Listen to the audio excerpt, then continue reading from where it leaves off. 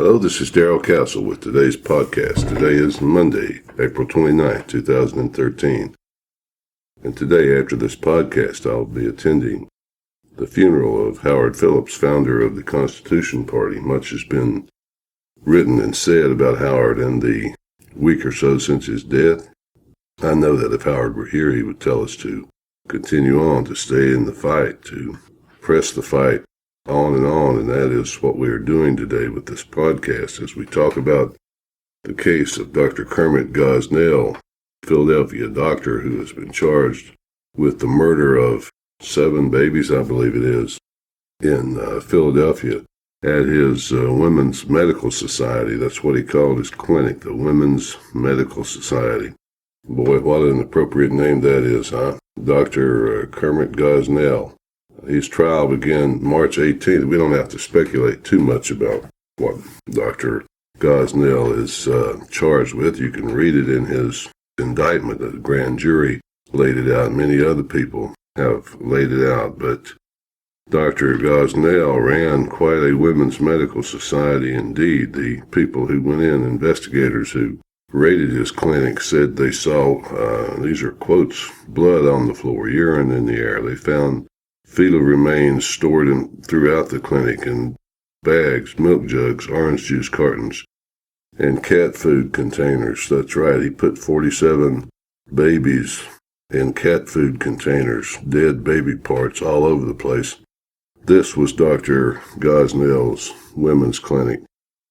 This is the struggle that we have today in America with what we are trying to do to permit across the country. We don't want to permit what Dr. Gosnell did. Nobody really, well, some people, but not many people want to permit the murder of fully born outside the womb infants. This man would routinely murder fully born babies by what he calls snipping, plunging scissors into their necks and snipping their spinal columns.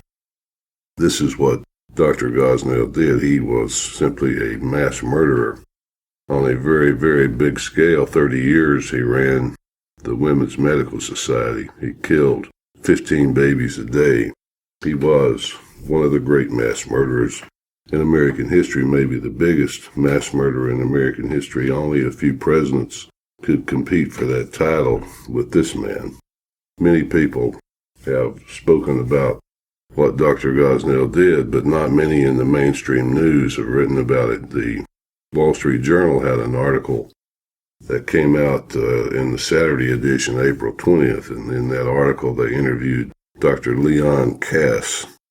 Dr. Kass, famous bioethicist. He was chairman of President George W. Bush's Council on Bioethics from 2001 to 2005. The journal wrote this article. They couldn't just simply write an article critical of Dr. Gosnell's practice. They wrote an article where they interviewed Dr. Kass, who, of course, is against abortion. He's a bioethicist. Dr. Kass has a medical degree from the University of Chicago and a PhD in biochemistry from Harvard, educated, and he's been working in the field of civil rights and bioethics all his adult life, really. And Dr. Kass condemns this. He says the term he would use is repugnant. It's repugnant, he says. And he fears that American society is becoming disrespectful of dignity and indifferent to degradation. Yes, indeed. Indeed, we are. For many years, the Democratic Party platform said they wanted to make abortion safe, legal, and rare, but they dropped such language from their platform for their own reasons. Everybody wants to appeal to the, quote, their base, so we get more and more base as we appeal to our base. Dr. Kass says we should feel repugnance at this, and that is certainly right. We should feel revolted, and we should repent in sackcloth and ashes that for 30 years this society allowed this man to operate his killing floors, his slaughterhouse, worse in many, many ways than slaughterhouses where animals line up to be killed for our later consumption. This was Dr. Gosnell. I don't want to belabor the point, but I wonder how many other doctors like Kermit Gosnell are still out there. I know that if Howard Phillips were still with us and were still healthy, he would certainly make mention of this. and he would be definitely appalled by it. And the really interesting and appalling thing about it is that only under intense pressure from conservatives who wondered why the national media was not mentioning anything about it did the press start to mention this. All of our celebrity trials that we've had virtually round-the-clock attention to various trials where some woman is accused of this or that, or some man, maybe a single murder.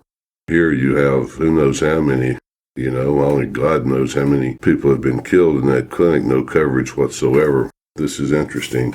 The left answers this by saying, well, it's not all abortion clinics are like Dr. Gosnell. No, I suppose that's true.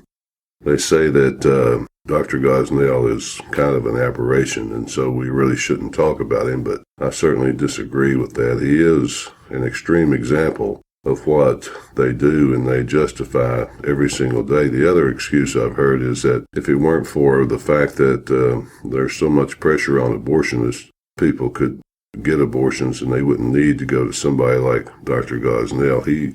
Gosnell is in addition to being a mass murderer, is really a genocidal person. These were mostly minority women, Hispanic women and African American women that he butchered over the years and killed their babies, and who in this country as our society becomes so jaded and so degraded that it doesn't even find this revolting. It appears so, folks.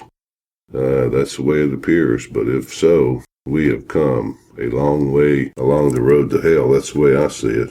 April 29th, 2013. Until next time, folks, this is Darrell Castle. Thanks for listening.